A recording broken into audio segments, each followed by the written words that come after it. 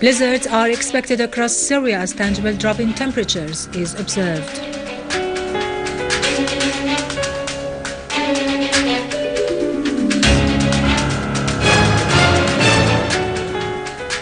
Lavrov and Zarif say the solution in Syria is political and can be achieved through the international conference in Geneva.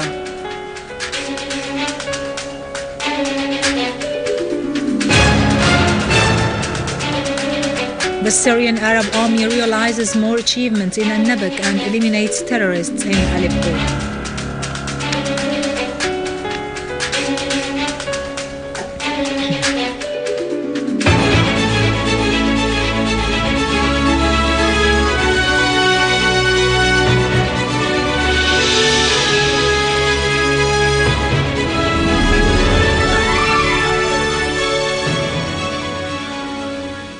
Good afternoon, ladies and gentlemen, and welcome to our news for today.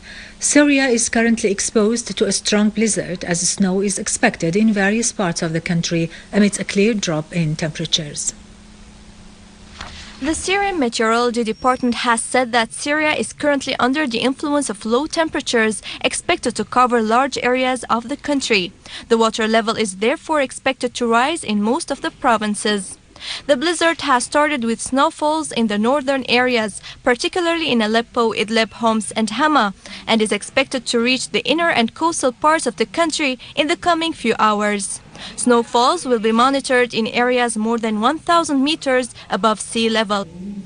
As the public is getting prepared for the storm, the government has made the necessary arrangements and taken the required measures to meet the citizens' basic needs, particularly of bread and fuel. Services departments in various governors are on the alert to deal with any emergency cases that may ensue from the present climatic circumstances.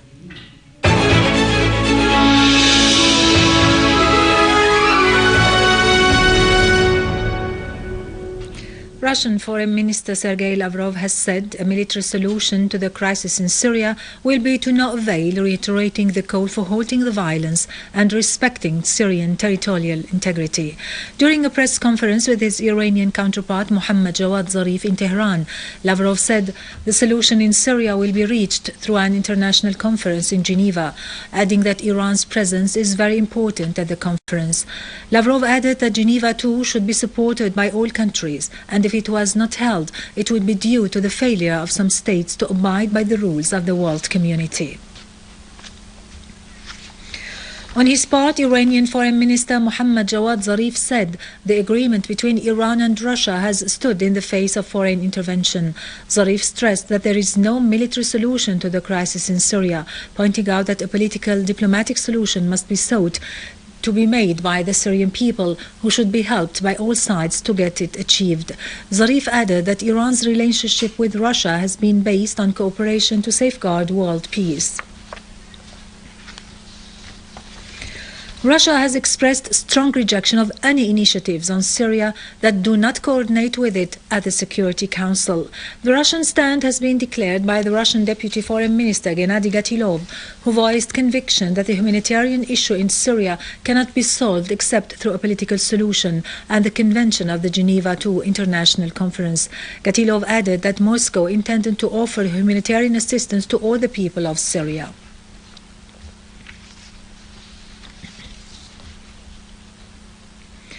In the Vatican, head of the Clerical Council, Cardinal Robert Sarra, expressed hope that the International Conference on Syria reach positive results which can preserve Syria's sovereignty. Cardinal Sarra said in statements that the Church has high aspirations for the International Conference on Syria, which should bring peace and stability to the whole country. He called on all parties in Syria to stop violence and work for peace.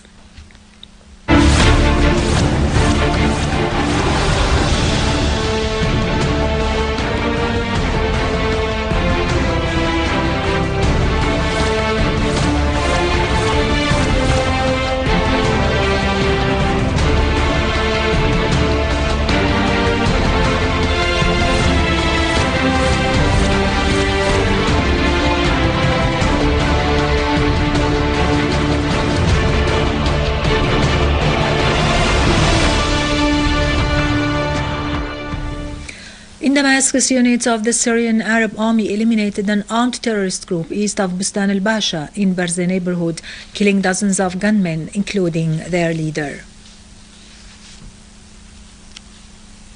In Damascus countryside, army units targeted terrorist groups in Rima farms west of An-Nabak, destroying their weapons and ammunition. A terrorist leader named Iyad al-Khatib was killed. Meanwhile, life has started to go to normal in An-Nabak after the Syrian Arab Army cleared the city of Al-Nusra terrorist gangs who used civilians as human shields. A military source pointed out that the army chased terrorists in Arsal mountains and was able to clear An-Nabak of all terrorists, in addition to capturing a big number of them and confiscating huge amounts of weapons. The TV correspondent reported that the wide areas stretching between Lebanese mountains and Syrian borders has imposed specific military tactic which allowed the army to target terrorist gatherings in the farms surrounding An-Nabak, killing and wounding dozens of them. In Aleppo, units of the Syrian Arab Army foiled an infiltration attempt by an armed terrorist group from As-Suwaiqa into some safe areas in the city. Army units destroyed cars for terrorists on Aleppo-Damascus highway. The army also attacked terrorist groups in 12 different sites. Also in Aleppo, competent authorities conducted a qualitative operation in Bustan al-Qasr, during which they killed 3 terrorists and confiscated their weapons. A military source said that the operation came as a response to targeting Al-Jamiliya area with mortar shells and the so-called Jahannam mortars over the last couple of days. The authorities were able to identify the area from which the terrorists fired their mortar shells, relying on local intelligence. In Idlib, a military source said that units of the Syrian armed forces targeted terrorist gatherings near Al-Arba'in mountain, Al-Mustariha and Tal al-Daman in Abu al-Duhur, killing and wounding dozens of terrorists. The BBC has revealed another evidence of the involvement of Turkey in facilitating the entry of the so-called foreign jihadists to fight in Syria. The BBC has revealed another evidence of the involvement of Turkey in facilitating the entry of the so-called foreign jihadists to fight in Syria. In an interview with a 25-year-old student from France who traveled to fight in Syria as part of the so-called Brigade of Foreign Jihadists, the BBC reporter Richard Galpin met the French terrorist in southern Turkey and began by asking how he had managed to link up with the so-called Foreign Jihadist Brigade after crossing the Turkish border into Syria. I was working for a small NGO on the border, building up relationships. After crossing inside Syria, I was at a friend's house and a neighbor invited me to stay for dinner. It was me, a few Russians, some Chechens, a few Saudis, people from all over. So many nations sitting at the same table, eating the exact same food. The foreign terrorist said in the same interview that getting rid of the regime is the goal. The final result will be an Islamic state, because we believe Sharia or Islamic law includes everything. We are all Al-Qaeda in the sense of ideology and mindset. He added that he has now left the brigade because it recently pledged full allegiance to an organization called the Islamic State of Iraq and the Sham, a group linked to Al-Qaeda. There has been continuous foreign involvement in political, military and operational support to terrorists in Syria. There are thousands of us, literally from every corner of the earth, and a lot from Europe. Europeans are the third largest group after the Saudis and Chechens. On the 4th of December, EU counter-terrorism coordinator Jill Kirchhoff revealed that there are 1,700 fighters from 28 EU member states currently fighting in Syria. Iraqi border guards have been able to repel a new terrorist attack from inside Syrian territories launched by terrorist groups who were driving 11 SUVs that had tried to infiltrate into Iraqi territories in Al-Anbar governorate, forcing them to flee into Syrian lands, leaving behind 2 burnt tanks. The Iraqi forces have also been able to capture a gang of weapons smugglers comprising 14 people from Al-Qa'im province and 25 terrorists from Daesh in Babil.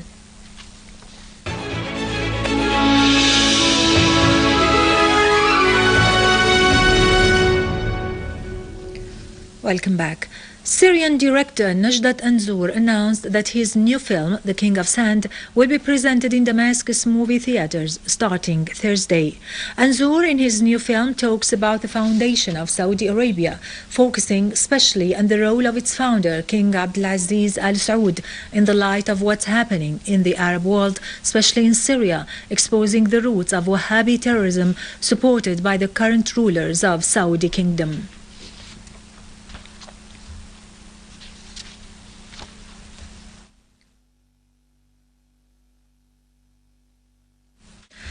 Finally, Ma'loula is one of the Qalamun towns. Its name is in Syriac language means the high place, known for fresh air and wonderful landscape. Ma'loula used to be under the rule of Homs kingdom during the time of the Roman Empire. During the Byzantine era, the city played an important religious role by becoming a bishop center between the 4th and 17th centuries AD. Ma'loula is home to the Saint Takla monastery that is considered the first monk monastery in the Middle East. It was built in the 4th century. The shrine of Saint Takla and her tomb are located in a cave situated in the center of the East Mountain. There is also a long valley flanked by huge rocks which were used as a passageway between both sides of the mountain.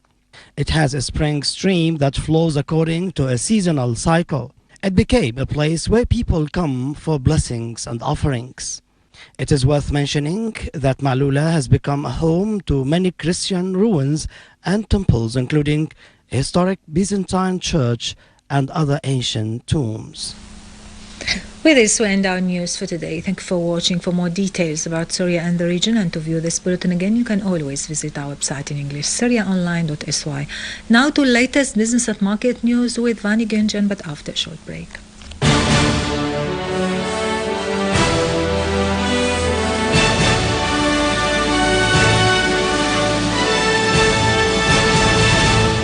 Good afternoon. The Syrian Trust for Development launched a new project called Senad to employ the Syrian youth. Our colleague Dana Al-Imam has some more about this in the following. Because Syria cares about her children, a lot of hopes will become true to all youth. This activity is held depending on an invitation for national institutions that still convinced with the local experiences that the Syrian youth can give. In addition to communicate with any person looking for a job that related to certain experiences or certifications, he can find his needs in such activity. And it's very necessary in this time, because as we all know that we are in a tough economical condition and the opportunity to find a job is getting very hard. So such activity can be the link between the students or the graduated students and the companies. نحن فريق سند فريق تنموي متطوع بيعمل تحت مظلة الأمانة السورية للتنمية. We are Sanad Group. We are a development volunteer team working under the supervision of Syrian Trust. We made this event to meet the needs of the youth, and nowadays every student comes here must find a job, workshop, or a development administrative training course to attend. And in addition, there is volunteer team that gives experiences to the youth, and this is the kind of experiences that we miss nowadays. After finishing his academical study, the practical reality shocks him. So in this case, the experiences that we afford helps him. Through the huge efforts that Syrians are spending in the economic plans and projects that gives the best chances for a great future that waits the Syrian youth to keep Syria flourished with their hard works and colorful soul. Dan Al-Imam for the Syrian National TV in English. The General Establishment of Foreign Trade set the conditions to sign a contract for supplying foodstuff according to the credit line agreement with Iran, asserting that the contract aims at supplying the materials according to the quantities that are approved by the credit line agreement.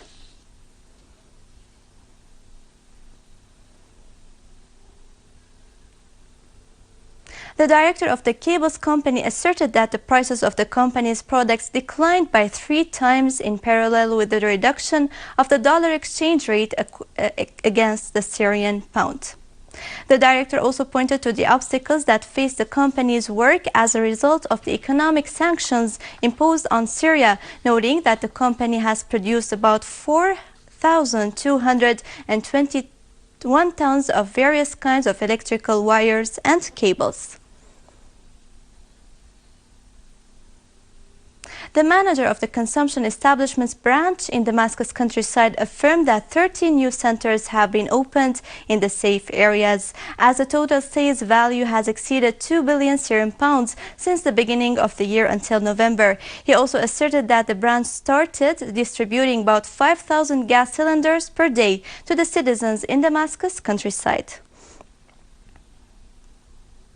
U.S. crude oil traded near the highest price since October, after industry data showed that the crude inventories declined for a second week in the U.S. Brent for January settlement was down by 11 cents to reach $109 a barrel.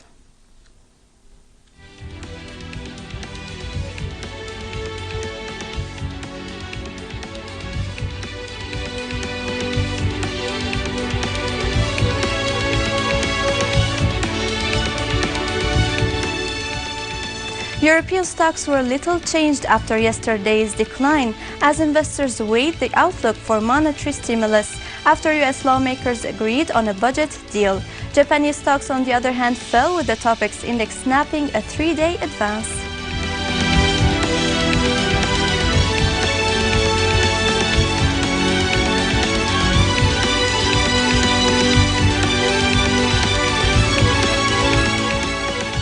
Gold fluctuated near a 3-week high after advancing the most in 7 weeks, and signs of increased physical demand in China boosted the metal's outlook.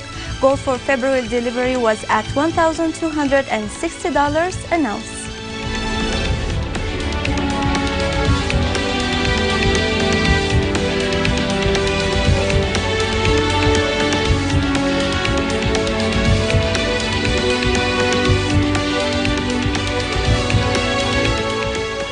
The yen rebounded from near a 6-month low against the dollar, as a decline in Asian stocks fueled demand for the currency as a haven, and amid speculation that its decline has been too rapid. Japan's currency was set for its biggest advance in 3 weeks against the euro.